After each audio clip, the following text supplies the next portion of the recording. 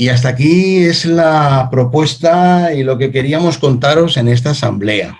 Yo creo que he cumplido con el tiempo, prácticamente queda una hora y un poco más para que podamos tratar las diferencias o nos hagáis llegar, porque también es muy importante, vuestras opiniones, vuestras dudas, vuestras preguntas, vuestra valoración de la situación, que nos enriquezca también sobre las acciones que debemos de tomar.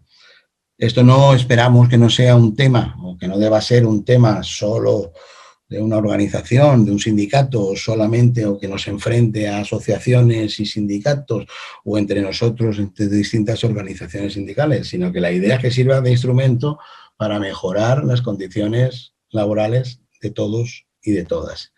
Y yo termino aquí. Muchas gracias y ahora os paso la palabra para que vosotros intervengáis. Creo que Jesús llevará un poco el control, o Maika llevará el control de las intervenciones, e iremos interviniendo y contestando a todo aquello aquellas dudas que tengáis o que queráis que nos pronunciemos sobre ello.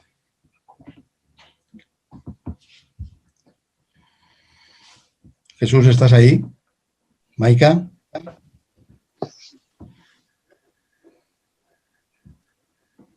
Audio. Dime, Zurita, que no estaba. Nada, aquí hay una persona, Antonio Rodríguez, para todos. ¿Cuándo puedo intervenir? Pues la palabra es tuya, Antonio. Hola, buenas tardes. Me presento, soy Antonio Rodríguez, de Cataluña, y soy el presidente de la Asociación de Técnicos de Formación Profesional, que conocemos por las siglas de AMITS. Te he escuchado con muchísima atención, estoy muy de acuerdo con prácticamente todo lo que has comentado.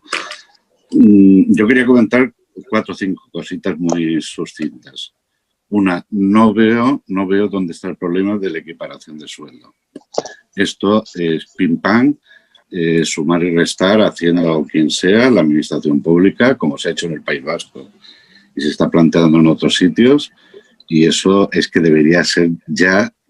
Es decir, porque no entendemos por qué no se ha hecho, como tú has comentado varias veces, al mismo trabajo, mismo sueldo, y nosotros desde nuestra entidad llevamos muchos años reclamándolo.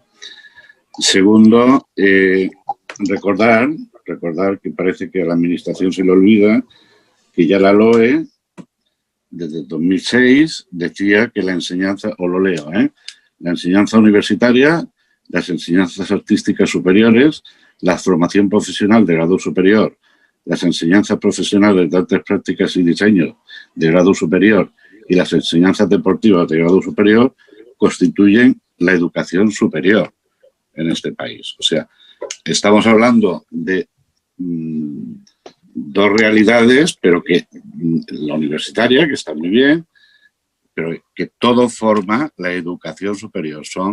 No entiendo por qué tiene que haber ese choque. Son dos realidades distintas, donde además el acceso a las mismas viene del mismo sitio. Para acceder al grado superior o para acceder a la universidad hace falta tener el bachillerato. A mí no me chirría que exista el A1 y el A2. Podrían estar en el A1, digo, así como reflexión, podrían estar los titulados universitarios de grado y en el A2 podrían estar los titulados de grado superior, que también, como acabamos de decir, es un grado superior. Con el mismo sueldo, porque tendrían atribuciones distintas. Uno es el A1, otro el A2 y ya está, y todos formamos parte del A. Para mí el tema de los temas más graves, para mí sería que nos estamos cargando la formación profesional. Es un ejemplo que pongo muchísimo, de dónde vamos a sacar profesionales para la mecánica, para la automoción, que hayan estudiado la ESO, que después hayan hecho el bachillerato, que hayan hecho después un grado universitario, pero que en su vida hayan visto un torno o una fresa, como mucho, en fotografía. Nos estamos cargando la formación profesional. Eso no es entender la formación profesional. Esto pasa en automoción, pasa, bueno, en muchas. Quizás no pueda no ser tan grave en una informática, quizás pueda no ser tan grave, no sé, en otras especialidades, pero desde luego en las más industriales sí o sí. Aparte de, como ya hemos visto, si tú has comentado muy bien, que hay una serie de especialidades donde nunca habrá, ni tiene por qué haber, titulaciones universitarias, pero sí titulaciones de grado superior, como DCP. No entiendo por qué intentar este conflicto de enfrentarnos a la universidad. Yo creo que quizás la universidad entiende que se está quedando sin alumnos y a lo mejor ve ahí una forma de recaptar alumnos y puede haber que no hay ningún conflicto, que hemos de convencernos de que no hay ningún conflicto. Son dos realidades que pueden ser paralelas y ayudarse una a la otra. Bueno, no me enrollo mucho más. Nosotros creo que tenemos tiempo. El sueldo es importante. Mira, también os digo una cosa a título personal. Yo soy ingeniero, ¿vale? Pero he sido maestro industrial antes. A mí la ingeniería me ha aportado una serie de cosas, de valores muy importantes, de organización industrial, de ordenamiento de la cabeza, de muchas cosas que valoro mucho. Pero profesionalmente, de lo que es mi profesión, que soy electrónico en concreto, realmente me ha aportado muy poquito, muy poco. Yo no sabría enseñar lo que he enseñado si no fuera porque antes he pasado por la maestría industrial. Bueno, os dejo que si no me enrollo demasiado. Gracias, Zurita.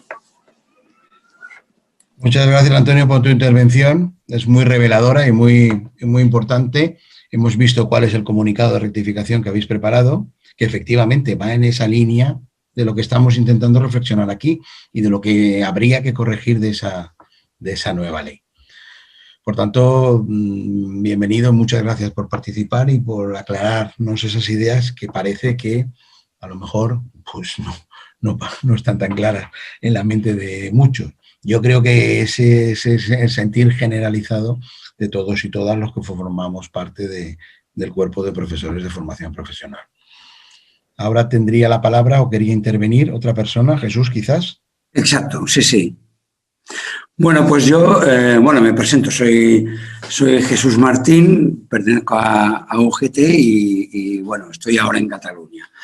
Entonces, al respecto de este tema, pues quiero reiterar lo que ha dicho Antonio Rodríguez y lo que ha dicho anteriormente Francisco Javier, y es que aquí hay dos cosas. O sea, una es que la FP se ha de estructurar en enseñanzas profesionales y estas se adquieren por la vía de la especialización, y la especialización en FP se ha conseguido siempre a través primero del primero y segundo grado y a posteriori del grado superior. Y entonces hay una serie de especialidades que nunca en la vida tendrán el grado universitario de categoría 6.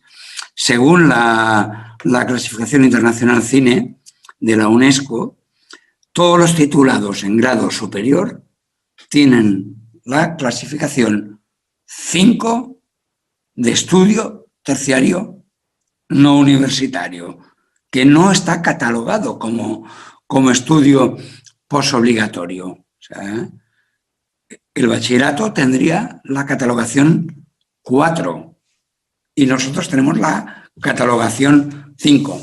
Por lo tanto, eso a nivel de titulación no debería ser ningún tipo de problema. Y es más, en aquellas 10 especialidades que nosotros sabemos, la titulación máxima es la que se otorga a través de un grado superior o de la experiencia profesional, como podría ser, por ejemplo, si te vas a trabajar con Jongueras o si te vas a trabajar con Boquís o con Ferran Adrià o con Martín Berasategui. Eso es un máster universitario y ya está. Entonces, por otro lado, está el tema del sueldo y los derechos. Nosotros partimos de la base que a igual trabajo, igual salario e igual derechos. Entonces, a nivel de comunidad autónoma no deberíamos de tener un problema en este sentido, puesto que si lo han conseguido en Euskadi, lo podemos conseguir en la Comunidad Valenciana, en Cataluña, en Andalucía, en Castilla-La Mancha, donde sea, porque lo único que tienen que hacer es dar una partida presupuestaria para solucionar esa salvedad.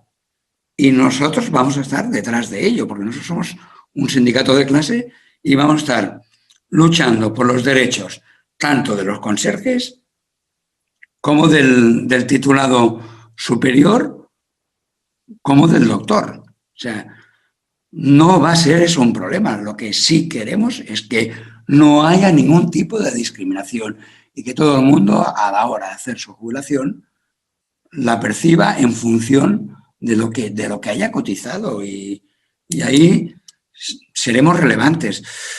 Yo no soy tan optimista como otros de que en el Senado podamos hacer alguna reforma, pero como he indicado en el chat, yo creo que en el desarrollo de la ley de formación profesional sí que podemos hacer cambios, ¿no? y hacer nuestras propuestas y luego también en nuestras comunidades autónomas.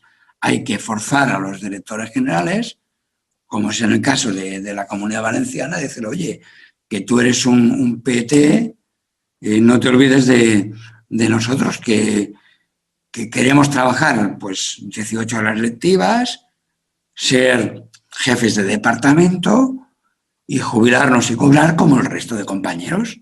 Y ya está. Entonces, no hay ninguna justificación que mantenga ese tipo de discriminación. Y claro, el invento este de la supresión, claramente decir que no, la supresión de los PTs es totalmente innecesaria.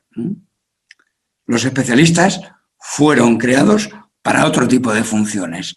Eran para profesionales de prestigio que pudieran trabajar por un tiempo limitado, máximo a 3 años, en una experiencia profesional y transmitirla a la comunidad educativa y ya está. Entonces, lo que no puede ser es transformar de una manera putrefacta a un profesor de todo derecho a un profesor en especialista.